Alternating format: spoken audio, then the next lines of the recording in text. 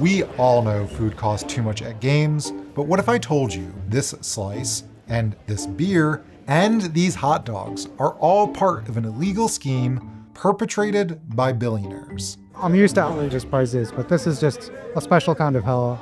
I'm at Madison Square Garden, not just for a mildly stale pretzel, but to meticulously catalog and quantify just how badly we're getting ripped off. All to prove a point. We don't have to live like this. Because there is something felonious about these francs, and something we can do about it. I should start with a story that, for months now, I've been obsessed with. The story of a guy who is fed up with skyrocketing prices and unprecedented inflation. Not today, but 1978, when a high school teacher named Ron Gordon waged a one-man war against the price of a hot dog. And I think part of my obsession was this. There was something we've lost since Ron's day that held the secret for how we can bring down the skyrocketing cost of being a sports fan today. I had to find him. So I packed my bags for California to figure out what he knew and what he could teach us. You haven't used the word crazy yet, that's good. I'm Ron Gordon, friend of Alec, Opperman, who's out here from New York, thinking, what a mistake I made. In 1978, Ron caught wind that the price of a hot dog was going up by a nickel at San Francisco's Candlestick Park. The reason? A new health ordinance mandating that vendors wrap their wieners. That nickel would pay for the labor and bring the total cost to 75 cents. But to Ron, the math seemed wrong. He became convinced that the concessionaire, the Stevens Company, was pulling a fast one on Giants fans. And the owner, Bob Lurie, had his hands in the profits. He called everyone. Ron, you have you lost a little bit of sleep doing this? He called Stevens' meat supplier, got quotes on the price of the Doughboy wrapping machine. I lost a lot of sleep. I spent a lot of time. I spent like 300 hours on this thing. What Ron discovered was that Stevens would recoup their cost and a whole lot more. The total amount of money which they take in would be $91,000, which is an awful lot of money, there's no question. That's over $400,000 in today's money. Ron took his beef to San Francisco's Park and Rec Board, who could veto the price hike. One suspicious piece of math was just how fast Candlestick could wrap a hot dog. They were wrapping 2.47 hot dogs per person per minute in 1978. And a year later, I guess they got some practice at it, slowed it down, they were only wrapping 1.6 hot dogs per person per minute. So Ron, in front of the Parks Board, proved them wrong. I wrapped hot dogs while I was lecturing them about the wrong they were doing. You wrapped 12 and they could only wrap 2.7. Right. I know Rec and Park was irritated with me. The more elaborate I got, the less pleased they were. I gave them every detail in every order that I had gotten from the Giants or from them. I mean, they were waiting for me to finish and go away, and then they could leave the hot dog prices the way they were. Jack may be nimble, Jack may be quick, but the 5-cent bite continues here at Candlestick. Ron lost this battle, but the Wiener War wasn't over. Because behind Ron's gambit was an understanding that his local government had the power, even the responsibility, to do something about this. It started with who actually owns and pays for stadiums. In Ron's case, Candlestick Stadium was built using public money. It's the same for many stadiums today. Even after they're built, most stadiums get mountains of your taxpayer money because they claim they're a public good. Take, for instance, Madison Square Garden. They get a special break on property taxes that has cost New York hundreds of millions of dollars. In fact, most stadiums are exempt from property taxes. And what are we getting in return for all the free money we're showering on billionaire stadium owners? A boost to the local economy? Not really. Study after study finds they are a terrible deal. And do we get affordable tickets? Obviously not. From 1999 to 2020, ticket prices grew twice as fast as inflation.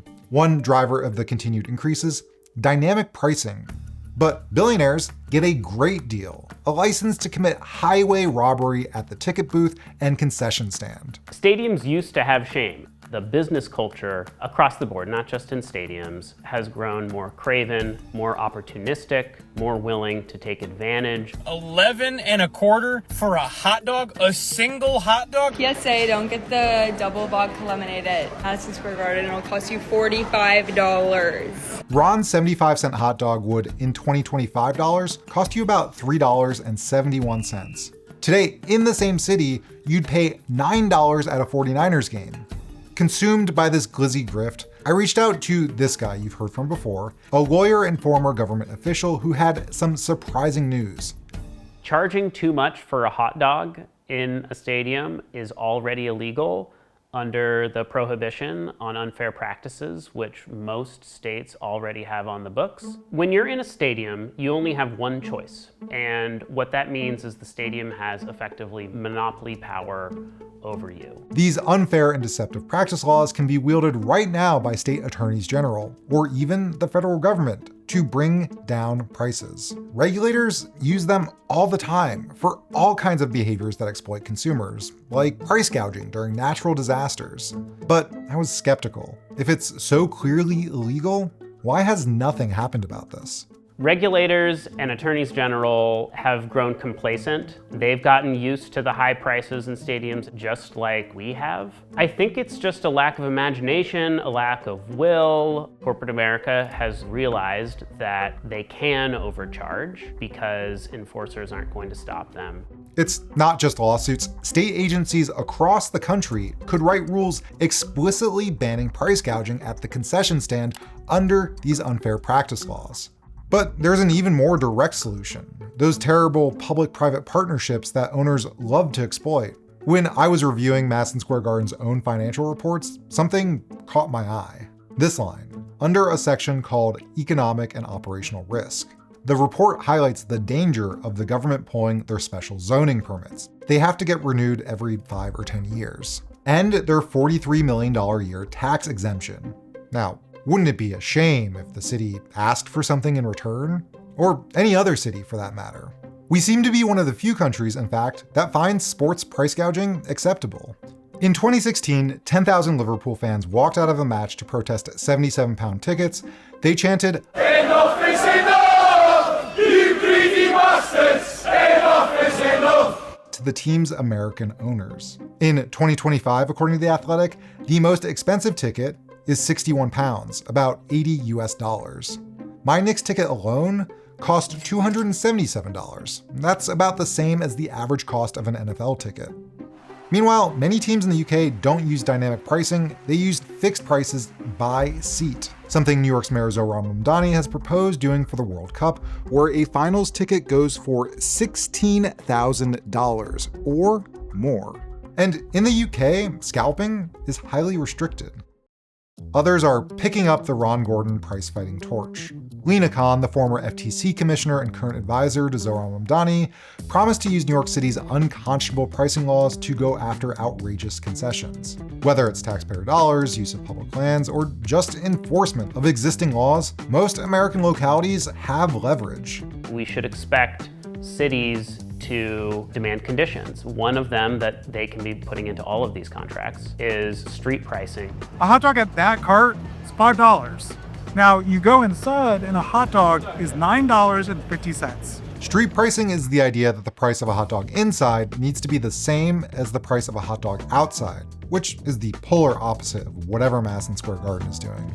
As the Groundwork Collaborative reports, street pricing with no markup has been implemented in Portland's International Airport, and a few stadiums are already bucking the price gouging trend, and they're not going out of business anytime soon. The point is, we have the power to stop price gouging, even if our elected leaders pretend we can't or won't. That's what the Parks Board tried with Ron, to shoo him away. But sometimes officials just need a little public pressure, or one dogged pursuer of justice.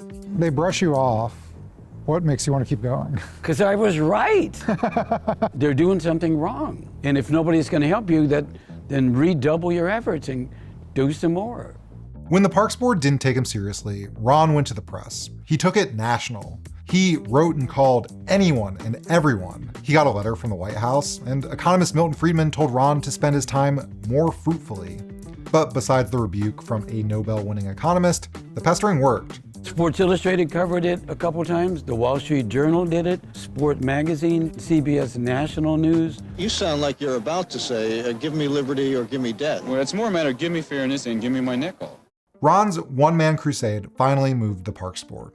You wouldn't blame Californian Ron Gordon for shouting hot dog. This week, San Francisco's Park and Recreation Board ruled that Gordon was right and they were wrong. But he was one man fighting against one nickel in an unending march of rising prices. 47 years later, my total bill at Madison Square Garden was $638.53.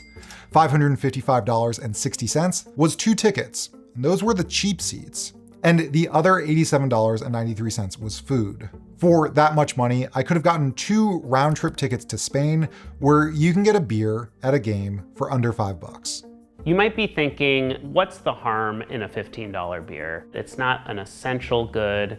It's not, your monthly bills. But we all deserve to live in an economy where you're not just scraping by, that you actually have a chance to have joy and be entertained and go to a sports game. We can live in that world. We used to live in that world. Ron tried to keep that world alive, just a little bit longer. But he did so at a huge personal cost, mostly phone bills. I spent over $3 grand fighting them on hot dog prices. Do you know what that is adjusted for inflation? Because I've done the math. No, I'm not going to give a refund to my wife. It's $14,000. Ooh. How does that make you feel? Broke, poor, but it was an investment in justice. Ron hasn't been to a game in about 30 years. Even back then, the big money pouring into sports didn't sit right with him. The heroes are in the stands. I mean, the heroes in society. So I got tired of it. And yes, it did leave a bad taste in my mouth. You told a reporter. The more I knew about it and the less other people did about it, the more it became my responsibility. Do you remember saying that? No, but good for me. That's the truth. And once you know that much, don't quit. To go make a difference for other people is important. I mean, I taught high school for 38 years, hopeful of making it a better world. If you work in the food industry or sports, we'd love to hear from you. Drop us a line at stories@perfectunion.us. Thanks for watching.